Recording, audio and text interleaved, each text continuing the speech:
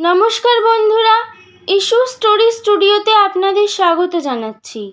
আপনাদের সামনে আমি উপস্থাপন করছি বিখ্যাত লেখক নারায়ণ গঙ্গোপাধ্যায়ের লেখা টর্চ নামক অসাধারণ গোয়েন্দা গল্পটি।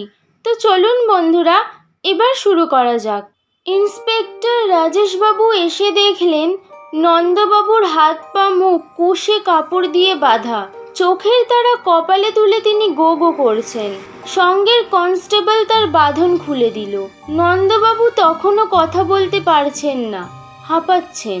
রাজেশবাবু একটু জিরিয়ে নেবার সময় দিলেন। ঢক ঢক করে পুরো এক ঘটি জল খেয়ে নন্দবাবু ধাতস্থ হলেন একটু। তারপর হঠাৎ গঙিয়ে উঠলেন, আমার ভাই মুকুন্দ, তার কি হয়েছে? একটু বিষণ্ণ মুখে রাজেশবাবু বললেন, আপনাকে দুঃসংবাদটা দিচ্ছি, কিছু মনে করবেন না।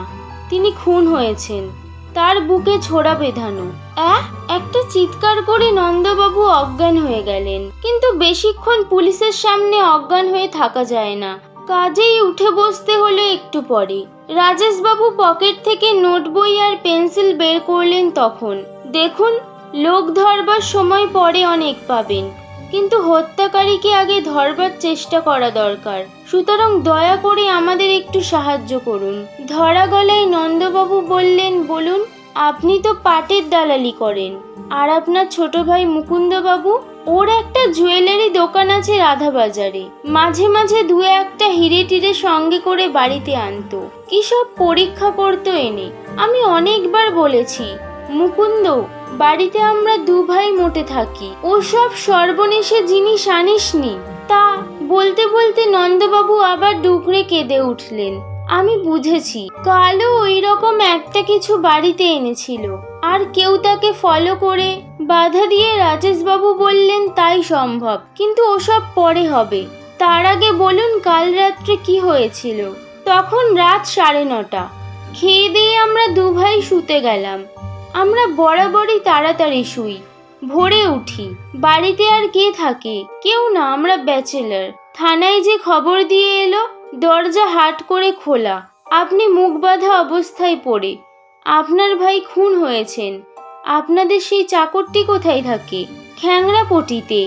আমাদের রান্না বান্না করে দিয়ে 9টার মধ্যেই ও খেয়ে বাড়ি চলে যায়।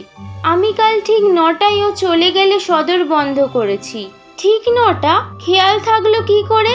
তখনই কোথায় একটা পেটা ঘড়িতে 9টা বাজছিল। ঠিক আছে, তারপর বলুন। তখন 10টা 10:30টার বেশি নয়। আমার ঘুম এসেছিল। হঠাৎ পাশে মুকুন্দর ঘর থেকে যেন একটা ধস্তাধস্তি আর গো গো আওয়াজ কানে এলো। উঠে আলো জ্বালতে গেলাম, জ্বলল না। মেন অফ করে দিয়েছে কেউ। দিনকাল তো জানেন, যখন তখন কারেন্ট বন্ধ হয়ে যায়। আমার বালিশের নিচে ছোট্ট একটা 2 সেলের টর্চ থাকে, সেইটা জেলে আমি মুকুন্দের ঘরের দিকে ছুটে গেলাম। একটু দাঁড়ান, মুকুন্দবাবুর ঘরের দরজা খোলা ছিল? বরাবরই থাকে। আমরা দু ভাই দরজা খুলে ঘুমোই, মারাত্মক অভ্যেস। এ কাজ কখনো করা উচিত নয়। সে যাক। তারপরে কি দেখলেন? টর্চ ফেলে দেখি একটা মুস্কো জোয়ান লোক মুকুন্দের বুকে চেপে বসেছে। সে গো গো করছে। আমি কিছু করবার আগেই অন্ধকারে কারা আমার ওপর ঝাঁপিয়ে পড়ল, হাত মুখ বেঁধে ফেললো। আমি অজ্ঞান হয়ে গেলাম। যখন জ্ঞান হলো কত রাত জানি না। টের পেলাম বারান্দায় পড়ে আছি। উঠতে পারলাম না, কিছু করতেও পারলাম না। ছটফট করলাম সমানে, আবার জ্ঞান হারালাম। সকালে কখন যে বনমালী, মানে আমাদের চাকরটা এসেছে, আপনাদের খবর দিয়েছে। ভালো কথা। আপনার টর্চ কি হলো? ধস্তাধস্তির সময় আমার হাত থেকে ঠিকরে পড়ে গিয়েছিল জ্বলন্ত টর্চটা। ওই ঘরেই কোথাও আছে নিশ্চয়ই। হ্যাঁ, সেটাকে আমরা ও ঘরের একটা কোনায় পেয়েছি। এখন আর দু একটা কথার জবাব দিন। বাইরে থেকে আপনাদের বাড়িতে লোক ঢুকলো কি করে? সদর তো আপনি নিজের হাতেই বন্ধ করে দিয়েছিলেন। ওরা নয় খুলেই বেরিয়ে গেছে, কিন্তু ঢুকলো কোন রাস্তা দিয়ে? পাশেই তো কানাগলি, বাড়ির রেন ওয়াটার পাইপ সেখানে। সেটা বেয়েই ডাকাতরা ছাতে উঠেছে। ছাতের দরজা বন্ধ করা হয়নি। আমরাও তো ঘর খুলেই রাখি। ঠিক, তাহলে মুকুন্দবাবু হিরে এনেছিলেন কাল? সেই রকমই বলছিল। কোন রানীর হিরে, খুব দামি। যাচাই করতে দিয়েছিল বোধ হয়। সেই লোভেই হ্যাঁ, সেই লোভেই। মৃদু হেসে রাজেশবাবু বললেন, সেই লোভেই নিজের ভাইকে আপনি খুন করেছেন নন্দবাবু। তারপর চাকর বনমালীকে দিয়ে হাত মুখ বাঁধিয়ে নিতে বেশি অসুবিধে হওয়ার কথা নয়। নন্দবাবুর মুখটা ঝুলে পড়ল হঠাৎ। তারপরেই তিনি চেঁচিয়ে উঠলেন, কি বলছেন আপনি পাগলের মতো? নিজের ভাই মুকুন্দকে আমি খুন করব? লোভ নন্দবাবু, লোভ।